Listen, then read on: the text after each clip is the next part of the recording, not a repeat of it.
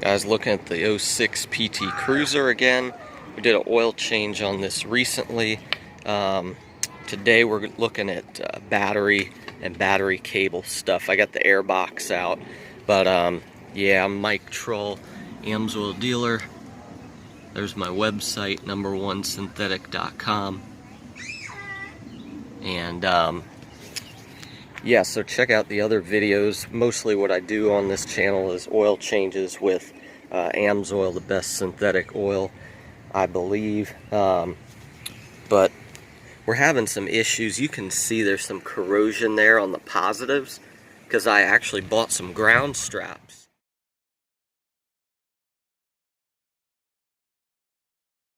But the negative actually doesn't look that bad.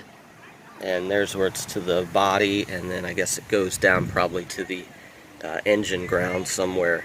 But so basically what we got going on is the transmission occasionally will lock in first gear, and it's usually accompanied by a no start, and you'll take the key out, put it back in, and the car will start and drive, but it won't come out of first gear. And a lot of people are saying it's electrical, and I guess these cars have a lot of electrical issues, so I'm like, let's try the simple first. So I bought some grounding straps, but I'm definitely thinking we need to address this. So if I have enough length to cut these off and, you know, redo them, I'll probably do that. They also make kits. I was looking at one on Amazon where you can actually cut the wires way back and splice in a connector.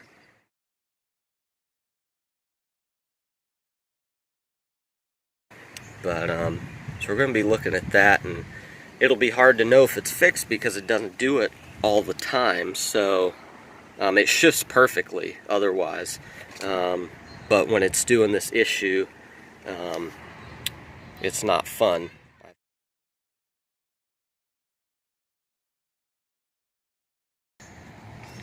So we just took off the negative battery cable, and Gabe's gonna go ahead and clean that for us with his handy battery brush.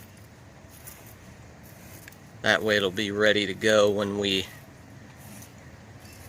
get ready to reconnect everything. Good deal. So with these wires that have the corrosion, there's plenty of length on this one to cut it and just put it right into here. And this one here, I think there's going to be enough length too. What I did was, there's this right angle fitting that like clips onto the battery tray. I mean, I just cut it off. You know, be careful you don't cut into the wire insulation, but there was just tape kind of holding the cable into that. And I'm going to, I think I can straighten the wire out enough to make it long enough. And hopefully that'll give us better connection all around. And I like, see, this one goes straight to this area over here. So, you know, the computer and all that. I mean, I guess this might be the actual computer. You guys would know more about it than me. ECM, PCM, TCM, I'm not sure what's what, but anyway, if we can just do some simple stuff here, that would be preferable to going deeper. Okay, we might be onto something here because I just cut this cable and it's got corrosion in it way back. So I went and I cut another section. See, here's what it looks like after I cut it. I don't know if you can make that out, but there's green corrosion all like interspersed between the copper wires. So I cut another inch or so off. Gotta be careful. If I cut too much, I will need one of those splice kits. But after I cut this second cut, it looks a lot better. I think we're gonna be good there. You can make that out. I don't know why that's not showing up on the video, but it looks like clean copper wire. So I'm gonna hope I can get a similar success with this one. See, this one's long enough, but this is the one that, depending how much we cut, we might need to extend it. So what I wanted to say as well is, think about it. If the wire going back to this had corrosion in it, then there's a good chance that there wasn't a good strong electrical signal going to it. So again, let's hope we're on to something and that doing this simple fix corrects it. Alright, so the farther back I cut into the wires, I'm still finding tiny bits of corrosion. Now the good news is this one that goes over here to the power block, or whatever you'd call this, you know, which is going to feed, you know, the computer and everything. Again, I'm probably not using the right terms here, but the cable that goes there is virtually free of corrosion inside. This is the one that goes directly to the starter. So, I mean, if I really wanted to, I could probably go buy one and change it, but I've gone far enough back. I had to take it loose down here and reroute it. It went under those other cables down there, but I just pulled it through, and I've got enough length now that I could cut even more off if I need to. But I mean, it's pretty clean. I've spread these wires apart, and I'm gonna just hit them with a tiny bit of the AMSOIL metal protector, and this you know, lubricates, protects against corrosion, displaces moisture. So we're gonna see how that works and go with it. I think I'm just gonna clean this stuff up and bolt it in here. And again, I might add, I don't know, I might add a ground strap, because if this is the computer or ECM or whatever, I may run a ground strap, you know, maybe even under one of these bolts or something. But we shall see.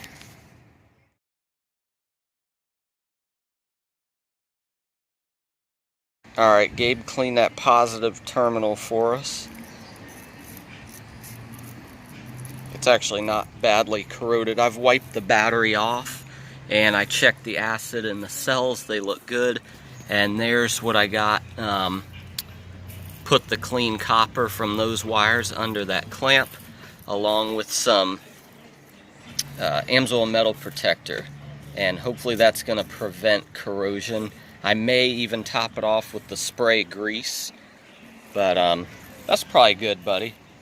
And then, well, no, turn it. While you're turning it, remove it. No, other way, same way. There you go. Alright, don't get that lead dust on you. Jesse, here, you want to do one? You want to do this one?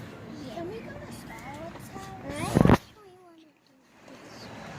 Well, he's already done that one. Do the negative. Jesse's doing the negative terminal. Alright. Very good. That should be clean and shiny. Nope, keep turning it the same way and lift it off. This way? The same way you were turning it, yep. This way? Yeah. Whatever you were doing, keep doing the same. Okay. Alright, Scarlett, you want to do some? Sure. So you're just cleaning that negative terminal, or either one you want, but yeah, and so you twist it and you're just taking off the you know, any corrosion and just exposing bare metal so it can make a good connection. Alright, very good. And that is lead dust, so yeah, you probably want to wash your hands. Alright, now I'm just cleaning out these cables with this side of the battery brush, and I guess we're going to assemble everything back. And like I said, I might see about adding some ground straps. I don't know exactly where I'd put them, but maybe over to the actual, I guess this is the computer or PCM. Yeah, I don't know about this. You stick one under there. I mean, it should be getting ground through those bolts, but you never know. Alright, so now we got it all back in there. Everything's tightened down and sprayed it with the AMSOIL metal protector. Got the air box back in, so we're gonna try the start and make sure everything's good.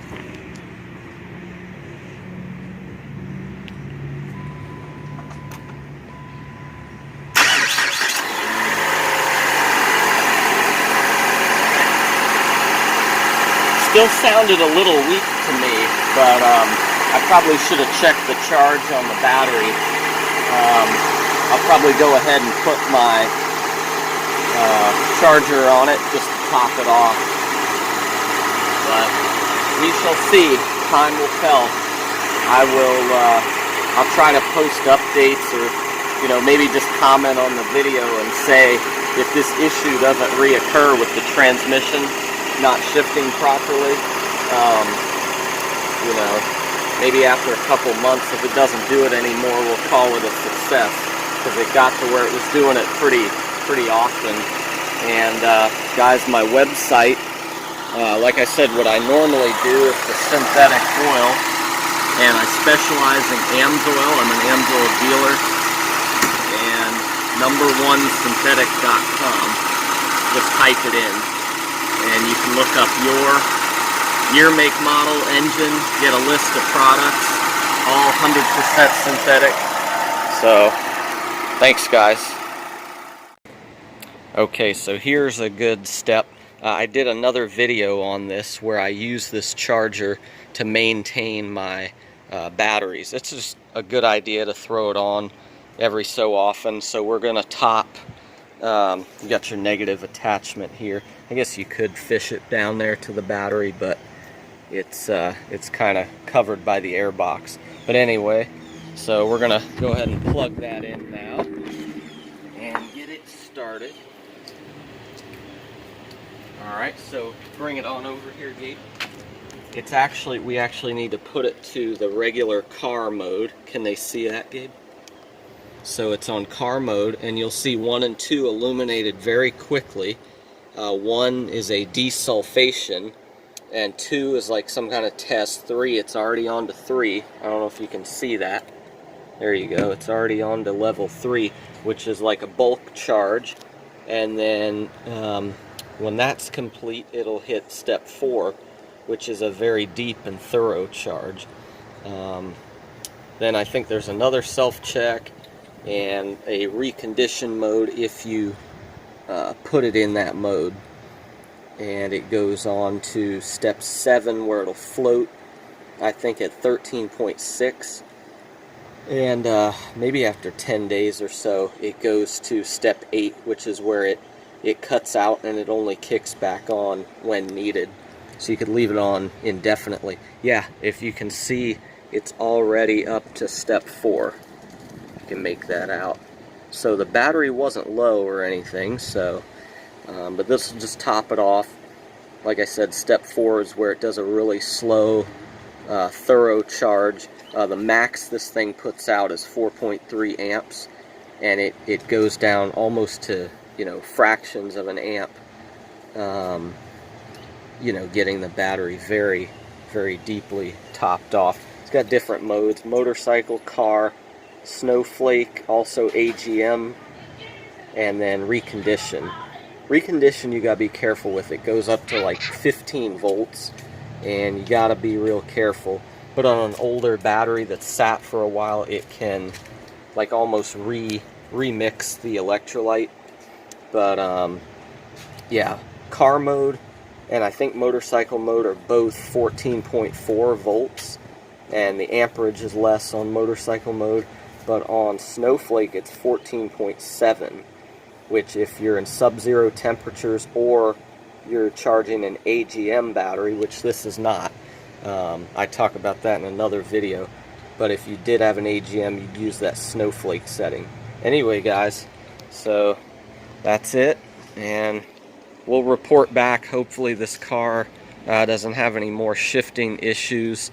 But yeah, up until the end of May 2020, free shipping, orders $50 or more.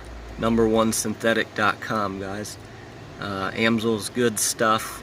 I know we didn't talk about it much in this video, but that's what I do, and that's my website.